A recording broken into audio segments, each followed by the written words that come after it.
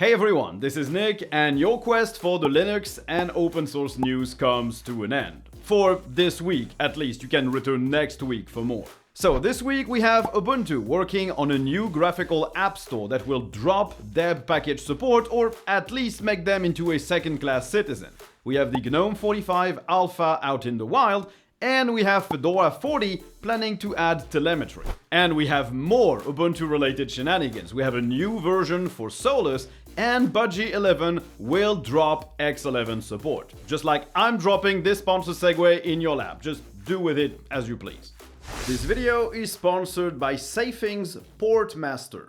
Portmaster is an all-in-one tool to easily take your privacy to the next level, and it's a tool I use myself on all of my Linux devices. Portmaster lets you automatically block all trackers and malware in every application you run on your computer. Not just your web browser, but everything you run. It's easy to use with defaults already in place that let you just set it and forget it. But if you like to configure every rule and every app, you also can. Portmaster is completely free and open source, and also free of charge, as it's funded by users that subscribe to the SPN, a super-powered VPN that gives you multiple identities for every connection of every application. So, if you want to easily improve the privacy of your system, whatever the Linux distro you use, or even on Windows, click the link in the description below and download the Portmaster for free. So it looks like Ubuntu 23.10 is getting a revamped app store. It started as a community project based on Flutter, and it's now been made official and will be the default app store in October, unless something goes wrong.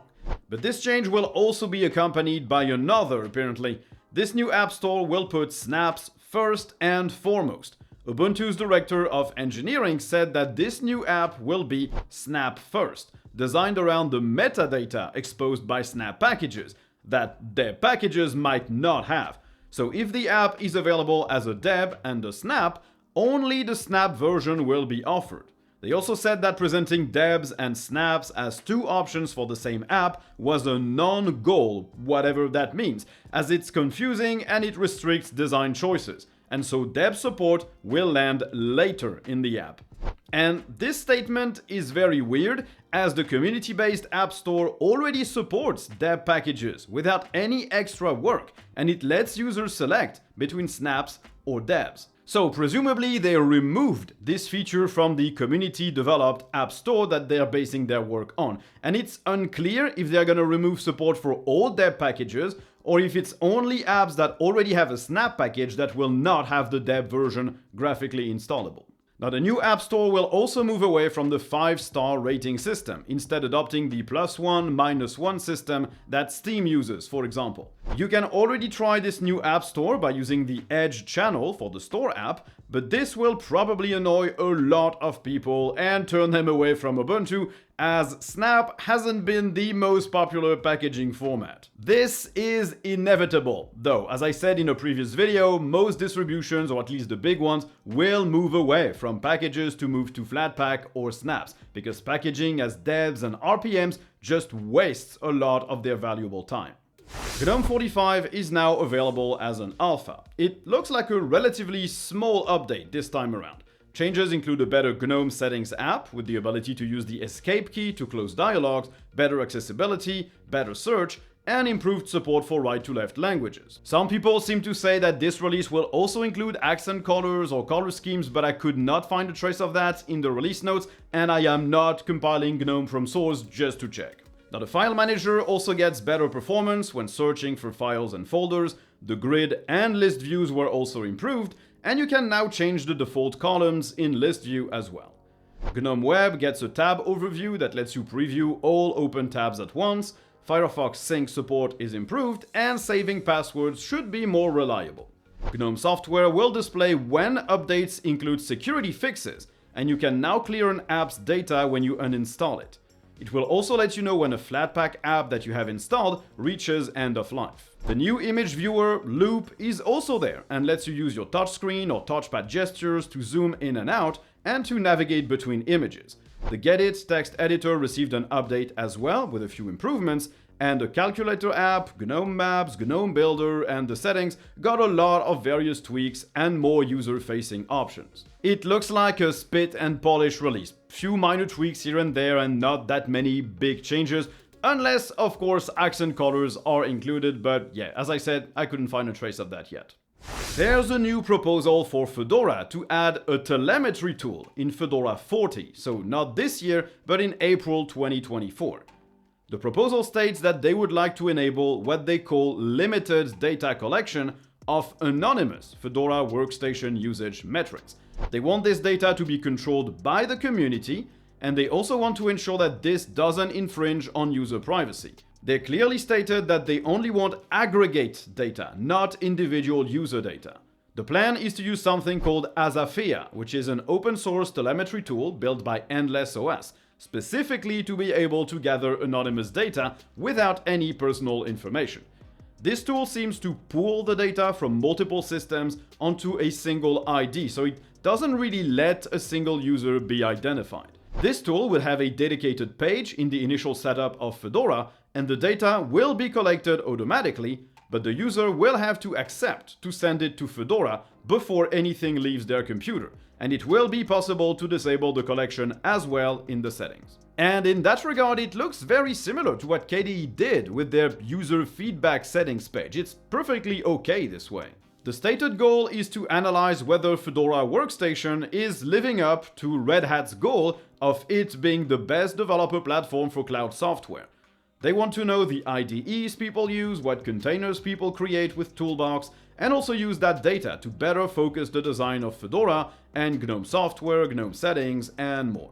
It's just a proposal for now, so it could be rejected by the Fedora community, but honestly, it looks ethical, like it's opt-in by default to send any of that data, the tool they use is open source, I don't see any issues. Canonical created LXD, the Linux Container Daemon, but it had been living under the umbrella of the Linux containers community for a while now, and Canonical is now taking control of the project back for themselves. LXD is an open source container management tool that lets you control, configure, and generally just manage containers. And Canonical said that while they do take control back of the tool, this will remain distro independent, and it won't be limited to a snap package, although they insist that snap is the easiest way to install this thing on Linux. All the code is now on Canonical's GitHub, and the website is now part of Ubuntu's website as well, and the community forum is being diverted to Ubuntu's Discourse website. The Linux Containers team say that they respect the decision, but that they regret it. Canonical is also apparently developing a GUI for the project, and they plan to invest in it in the future.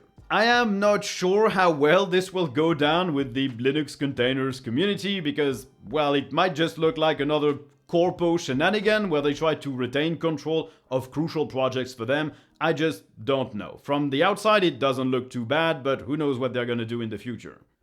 Now, still on Ubuntu, they seem to want to get rid of the minimal install option in their installer. But don't panic, it seems that the plan is to offer a minimal install by default, with the ability to choose the apps that you want to add to that minimal install, which is, in my opinion, a better way of doing things. It's less confusing and there's more choice for users. It looks like the ISO wouldn't necessarily include all these applications, and you would download them at install, something that isn't necessarily all that great, as not everyone has a solid, fast, and unlimited connection. You could download a large ISO once and then use it to install on multiple computers or pass it around for your friends and family.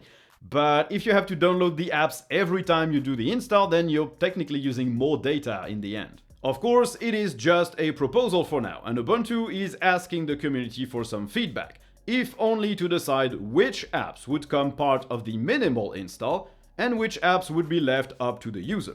They also say they would like to offer app bundles, or the possibility for users to bring their own app list, so they can install exactly what they want. I personally think that this is a very, very clever approach. Like, let people pick the apps that they want instead of either having no apps at all in the minimal install or having all the apps including the ones you don't need. Like, there's a middle ground here where the user can pick their stuff. It's good. Solus got a new release, finally resurrecting after half a year of troubles. Solus 4.4 comes 2 years after the previous release, and it brings a more up-to-date base and an update to Budgie as well, which now supports the GNOME 43 stack, on top of which it is built. They've replaced the Nautilus file manager for Nemo, since it fits the aesthetic of the desktop better, and they improved a few things here and there, but nothing major. You can also get Solus with GNOME 43 or Plasma 5.27. There is no GNOME 44 here, unfortunately, since GNOME 44 changed a few things to get ready to ditch X11, and that impacted desktops that built on top of it. Mate will also be dropped after Solus 4.4, as they feel it doesn't keep up fast enough with the rest of the Linux stack, especially Wayland support. So after Solus 4.4, there won't be any install media with Mate, but XFCE will take its place. And as per Wayland support, it looks like it will be a big focus for Budgie 11. They will build their own compositor called Magpie, using WL roots as a base. They also state that Budgie 11 will not support X11 at all. Budgie 10 will still be here for a while, as Budgie 11 isn't close to being ready, and it will also get Wayland support with a soft fork of Mutter from GNOME 43. So it's all good news. Solus gets an update, it's not dead anymore, and Budgie also has a roadmap for where it wants to go in the future. And if you're worried about them dropping X11 support, I'm pretty sure Budgie 11 is 2 to 3 years away, and in that time frame, I would say most distros will actually have dropped X11 altogether. Okay, now let's finish this with the gaming news. First, we have a new beta for Steam, which improves compatibility with window managers on Linux, like OpenBox, and it should fix issues with menus not being clickable in the desktop client when using such window managers. There's also a fix that should prevent crashes on NVIDIA GPUs at the cost of some window flickering, which will then not be present anymore on Intel and AMD GPUs. And it also looks like the Steam Deck is gaining control of the Linux gaming scene, with 40% of Steam users now using SteamOS, far above Arch at 8.3% or Ubuntu at 7.8%. Of course, Windows is still almost 97% of the Steam market share, but Linux is now gaining on macOS with 1.44% versus 1.79% for Apple's operating system.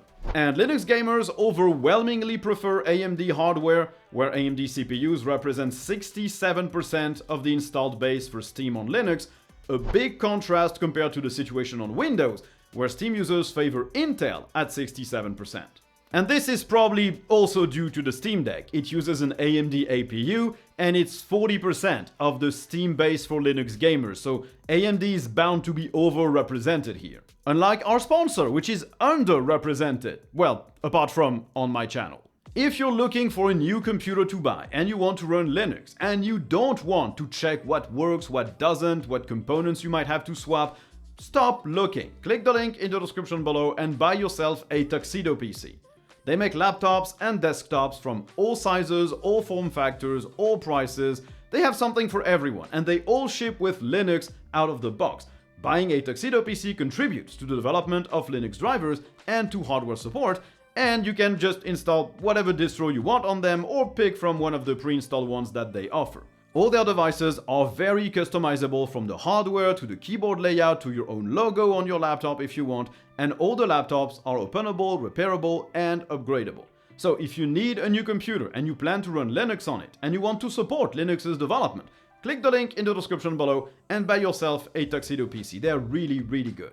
So thanks everyone for watching this video. I hope you enjoyed it. If you did, don't hesitate to like, to subscribe, to turn on notifications, or to write a comment. And if you didn't like the video, I don't see why, but you can always click that thumbs down button and leave me a comment as well.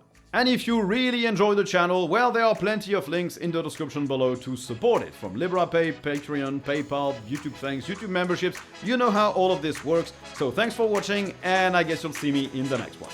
Bye!